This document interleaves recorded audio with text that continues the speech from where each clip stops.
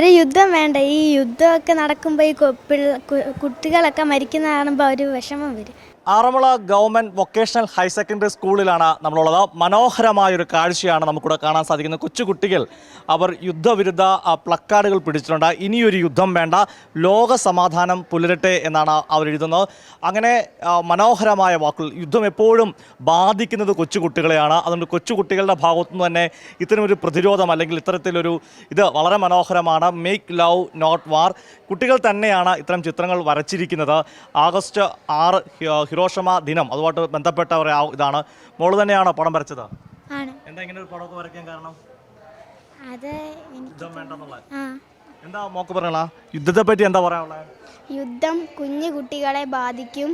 നമ്മുടെ ഇന്ത്യയെ തന്നെ നമ്മുടെ യുദ്ധം നശിപ്പിക്കും. യുദ്ധം എപ്പോഴും ഇതിനെ ബാധിക്കുന്നു അല്ലേ? കുട്ടികളെയും. അല്ലെങ്കിൽ ഈ പാലസ്തീനിലൊക്കെ യുദ്ധത്തെ പറ്റിയുള്ള ചിത്രങ്ങളൊക്കെ നിങ്ങൾ കാണാറുണ്ടോ? കുട്ടികളൊക്കെ അറിയുന്നില്ലേ? വേദനിപ്പിക്കുമോ അത്തരം ചിത്രങ്ങളൊക്കെ? ആണല്ലേ? അപ്പോൾ കുട്ടികളൊക്കെ തന്നെ അവർ തന്നെ പറയട്ടെ എങ്ങനെയാണ് യുദ്ധത്തെ പറ്റിയുള്ളത്. മോക്ക് എന്താ പറയാനുള്ളത്?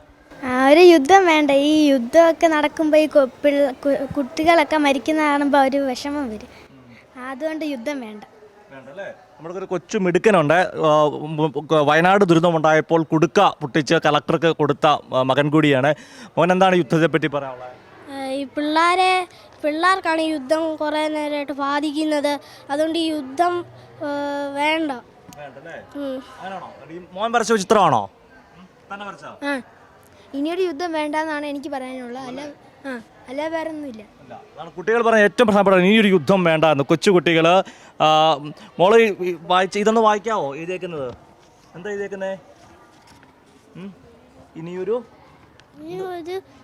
യുദ്ധം വേണ്ട അല്ലേ? യുദ്ധം വേണ്ട. മനോഹരമായി സ്കൂളിലെ HM ചേരുന്നുണ്ട്.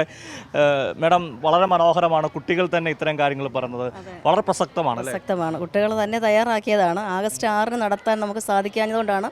ഇന്നിപ്പോൾ നാഗസാക്കി ദിനവും ക്വിറ്റ് ഇന്ത്യ ദിനവും കൂടെ ആണല്ലോ. അപ്പോൾ അതുകൊണ്ട് ഞങ്ങൾ സ്പെഷ്യൽ അസംബ്ലി വിളിച്ച് ചേർത്ത് കുട്ടികളുടെ ഈ പ്രവർത്തനങ്ങൾ മറ്റുള്ളവരുടെ മുമ്പിൽ കാണിക്കണമല്ലോ. അവർക്കൊരു അംഗീകാരം കിട്ടണം. മാത്രമല്ല അവർ യുദ്ധത്തെക്കുറിച്ചുള്ള ആശയങ്ങൾ, അത് എന്തുകൊണ്ടാണ് യുദ്ധം വേണ്ട എന്ന് പറയുന്നതെന്ന് അവർ കൊച്ചുകുട്ടികളാണ്. അന്നത്തെ സംഭവങ്ങളൊന്നും അവർക്ക് അറിഞ്ഞുകൂടാ. പാഠപുസ്തകങ്ങളിൽ നിന്നൊക്കെ കിട്ടുന്ന അറിവുകൾ മാത്രമാണ് അവർക്കുള്ളത്. തീർച്ചയായിട്ടും അത് അധ്യാപകർ തന്നെ പകർന്നു നൽകേണ്ടത്. സ്കൂളിലെ ഈ കുട്ടികളെ പഠിപ്പിക്കുന്ന ടീച്ചറോട് ചേരുകയാണ്. ടീച്ചറോട് നമ്മളോടൊപ്പം ചേരുകയാണ്. ടീച്ചർ, കുട്ടികൾക്ക് ഈ യുദ്ധവിരുദ്ധ, കാരണം പ്രത്യേകിച്ച് ഇപ്പം വലിയ പ്രസക്തിയാണ്. കാരണം ലോകത്ത് പല യുദ്ധങ്ങൾ നടക്കുന്നത്. പാലസ്തീൻ, ഇസ്രയേൽ, അതിൽ കുട്ടികൾ, ഉക്രൈൻ, പലപ്പോഴും കുട്ടികളാണ് ഇരയാകുന്നത്. അപ്പോൾ അവരിലേക്ക് തന്നെ ഇത്തരം സന്ദേശം എത്തിക്കുന്നത് പ്രധാനപ്പെട്ടത് തന്നെയാണ് അല്ലേ? കുട്ടികളാണ് നമ്മുടെ നാടിൻ്റെ സമ്പത്തെന്ന് പറയുന്നത്. വളർന്നു വരുന്ന ഇവരാണ് നാളെ ലോകത്തെ നയിക്കേണ്ടവരാണ്. അപ്പോൾ ഈ സന്ദേശങ്ങൾ കൃത്യമായി ഇവരിൽ തന്നെ എത്തുകയും ഇവർക്ക് കുട്ടിക്കാലം മുതൽ തന്നെ ഇതിലുള്ള അവബോധം ഉണ്ടാവുകയും വേണം. യുദ്ധം വിനാശകാരിയാണ് എന്നുള്ള ബോധം കുട്ടികളിൽ ഉറക്കേണ്ടതാണ്. അപ്പോൾ അങ്ങനെ യുദ്ധം വേണോ? യുദ്ധം വേണോ?